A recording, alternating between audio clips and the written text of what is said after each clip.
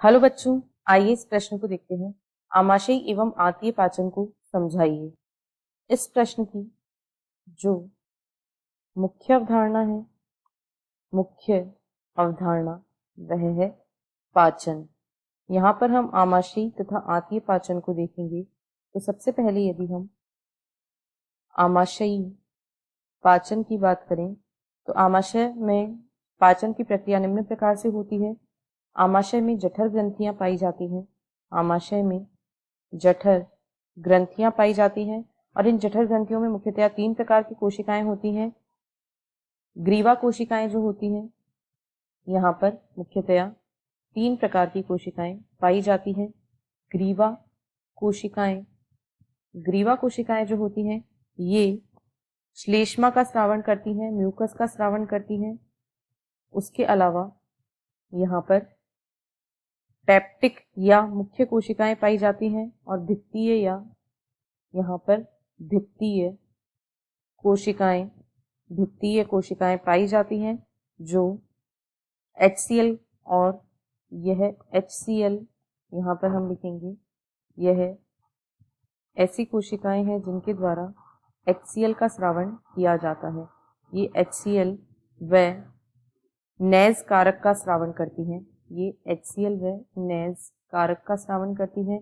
और जो तीसरी और मुख्य कोशिकाएं होती हैं उनका नाम होता है, तीसरी प्रकार की जो कोशिकाएं होती हैं उन्हें पेप्टिक कोशिकाएं या मुख्य कोशिकाएं कहा जाता है। ये कोशिकाएं पेप्टिक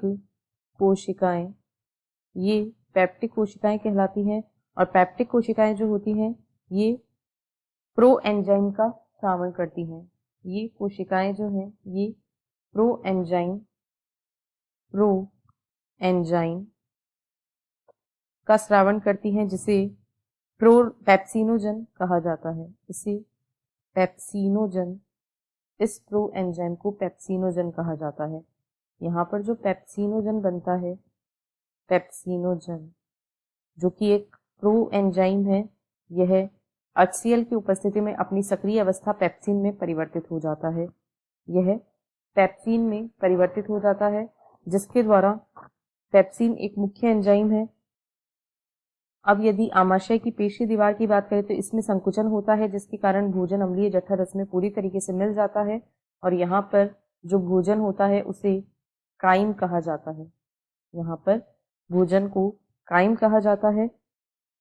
पेप्सिनोजन के सक्रियण से पेप्सिन का निर्माण होता है और पेप्सिन एंजाइम का सक्रिय रूप है और यह आमाशय का प्रोटीन अपघटनी एंजाइम है।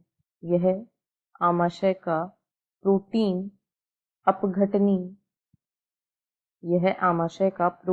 अपघटनी एंजाइम है। पेप्सिन जो है यह प्रोटीनों को यदि इसकी क्रियाशीलता की बात करें तो यह प्रोटीन को पेप्टोन तथा प्रोटीएज में बदल देता है।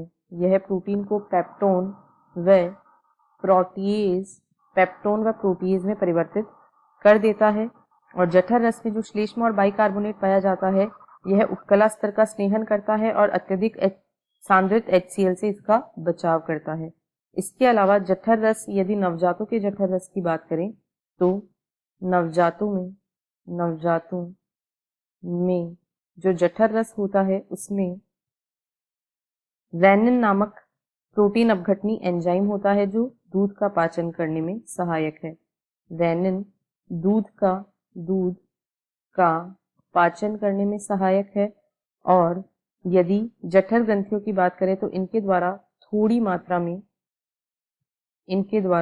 मात्रा में लाइपेज, जठरीय लाइपेज का स्रावण भी होता है और लाइपेज जो है यह वसा के पाचन में सहायक होता है। लाइपेज वसा का पाचन करने में सहायक है। इस प्रकार आमाशय में भोजन का पाचन होता है। अब यदि आंत्रीय पाचन की बात करें, तो छोटी आंत का पेशीय स्तर कई तरीके की गतियां उत्पन्न करता है, जिससे भोजन विभिन्न स्रावों में मिल जाता है और पाचन की क्रिया सरल हो जाती है। जो यकृत अग्नाशयी नलिका होती है यह पित्त, अग्नाशय रस और आंत रस यकृत अग्नाशयी, यकृत अग्नाशयी नलिका द्वारा, नलिका द्वारा पित्त रस, पित्त रस अग्नाशयी रस, पित्त रस अग्नाशयी रस तथा आंत्र रस जो है इन्हें छोटी आंत में छोड़ा जाता है। ये तीनों रस छोटी आंत में छोड़े जाते हैं यकृत अग्नाशयी नलिका के द्वारा। अब यदि अग्नाशयी रस की बात करें तो इसमें ट्रिप्सिन, काइमोट्रिप्सिन तथा कार्बोक्सीपेप्टाइडेज अग्नाशयी रस में, अग्नाशयी रस में ट्रिप्सिन, काइमोट्रिप्सिन, ट्रिप्सिन, काइमोट्रिप्सिन तथा कार्बोक्सीपेप्टाइडेज, कार्बोक्सीपेप्टाइडेज एंजाइम पाए जाते हैं। और ये जो तीनों एंजाइम होते हैं ये प्रोटीन पाचन का कार्य करते हैं। ये प्रोटीन पाचक एंजाइम होते हैं।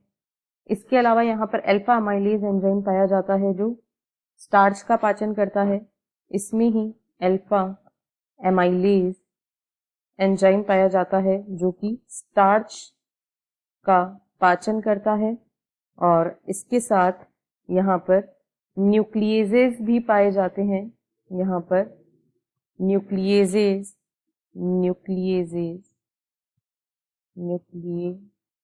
एंजाइम पाए जाते हैं। और ये जो न्यूक्लियेजेस होते हैं ये न्यूक्लिक अम्ल पाचन में सहायक होते हैं। इस प्रकार अग्नाशयी रस में बहुत से एंजाइम पाए जाते हैं जो विभिन्न अणुओं का पाचन करने में सहायक हैं। अब यदि आंत्र रस की बात करें, आंत्र रस, तो आंत्र रस जो होता है इसमें भी बहुत से एंजाइम पाए जाते हैं। आंत्र रस में डाइपेप्टाइडेज, अमीनोपेप्टाइडेज, यहाँ पर डाइपेप्टाइडेज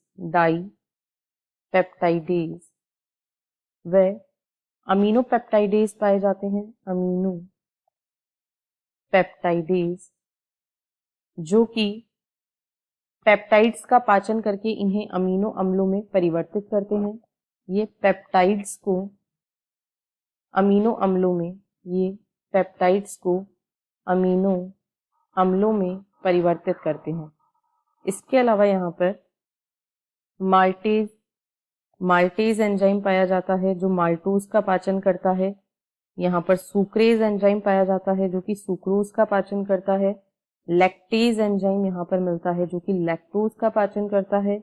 और लाइपेज एंजाइम यहाँ पर पाया जाता है, लाइपेज वसा का पाचन करता है। इसके अलावा न्यूक्लियोटाइडेज तथा न्यूक्लियोसाइडेज एंजाइम पाए जाते हैं। न्यूक्लियोटाइडेज व न्यूक्लियोसाइडेज एंजाइम यहाँ पर पाए जाते हैं जो न्यूक्लियोटाइड तथा न्यूक्लियोसाइड का पाचन करने में सहायक हैं। ग्रहणी में जो पित्त रस प्रवेश करता है इसमें पित्त वर्णक होते हैं, पित्त लवण, कोलेस्ट्रॉल और फोस्फोलिपिड होते हैं, लेकिन कोई एंजाइम नहीं होता है। इस प्रकार हमने आमाशय तथा आंत में पाचन की क्रिया को देखा। आशा है आपको प्रश्न समझ आया होगा। धन्यवाद।